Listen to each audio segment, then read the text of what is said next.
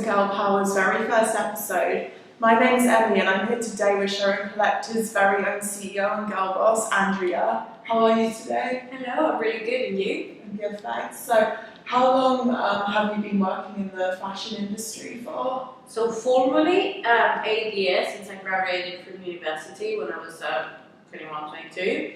And but I've always loved the fashion industry, Yeah. so I would say interning and blogging and like going to events and writing about it for 15 years. When you got into the fashion industry, like full-time working and that, did you find it what you had expected it to be, or was it a bit of a shock to you? It was definitely a shock. Luckily, I started in my own country, so there was no cultural shock.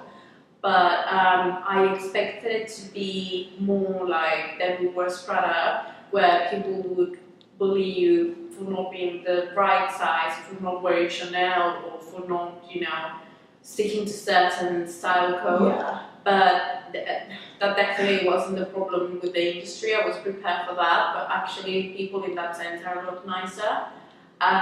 It's more like how everyone is very insecure and then make everyone else feel insecure. Yeah. There's a lot of I think a lot of mental health problems. There's a lot of jealousy and competitivity. And I just think that the main problem with the fashion industry is the lack of kindness. And that was something I really wasn't expecting. Yeah. So what was the worst experience you had when you were working in fashion for a more corporate-based industry? So I worked for a really nice department store, and I was working right under the toilets in a very filthy basement. And one day there was a leakage and everything started coming through the walls, and they made us work like that. So that day I felt like a number, like someone who didn't have a face, no one cared about, that just needed to crunch up the numbers and keep working like that when it wasn't healthy or safe to work under those circumstances. And I had a crazy skin rash on my face because of that, and no one could care less. That's so bad. Yeah. Was it like the lack of kindness and bad experiences within the corporate fashion industry, as well as like a lifelong dream you had that inspired you to set up Showroom Collective?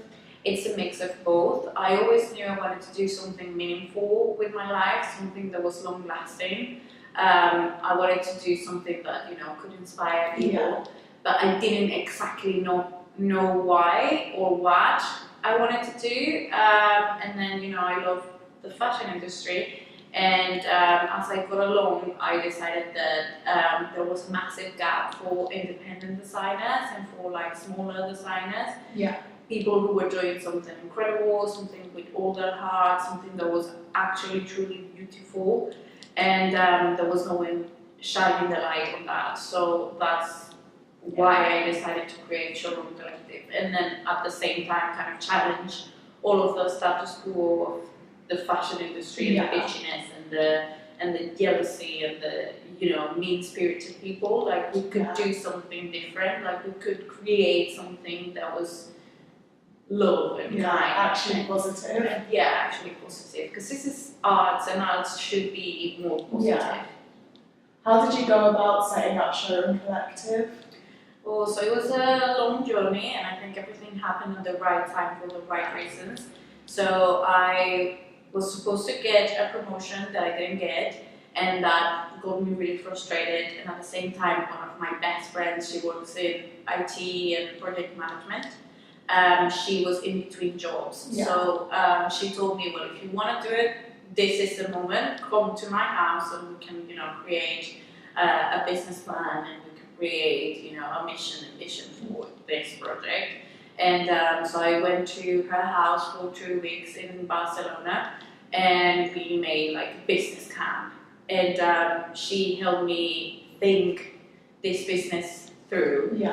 Think what I wanted to do, not just now, but in 3 years, in 5 years, really have a vision of where I wanted to go, how I wanted to spend the money, what all the numbers mean, and how to prepare financially and make this a sustainable project in the long run. So after we completed kind of like all of these like little documents, beautiful little documents, I came back to England and presented my idea to a financial advisor and a business advisor, and I managed to get a startup loan with the government, and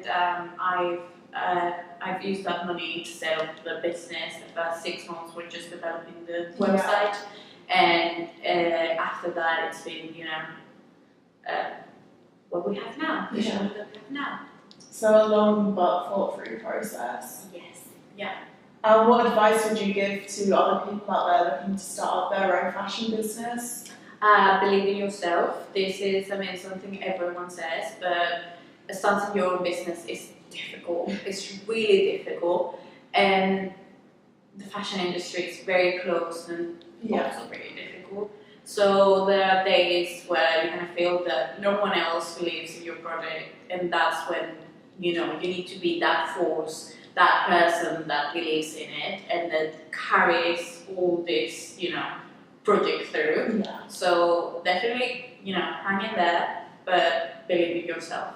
Yeah. So you just gotta like stay true to who you are and absolutely just power through the worst of it all and keep going. Yes, because there's going to be a lot of lows in this roller coaster, so it's, you know, slippery slope down. Yeah, and last question is, what would your go-to style advice be?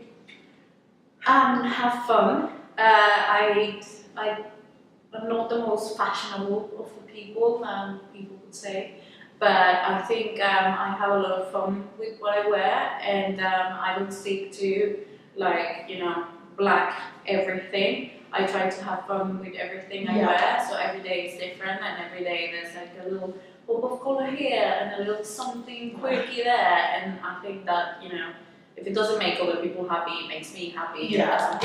So just dress for yourself and do what you want. Yeah. So that is the end of the interview. Thank you for being here today. Thank you. And remember to follow all our social media platforms to stay up to date and catch up on all the latest Girl Power episodes. Bye. Hi, thank you.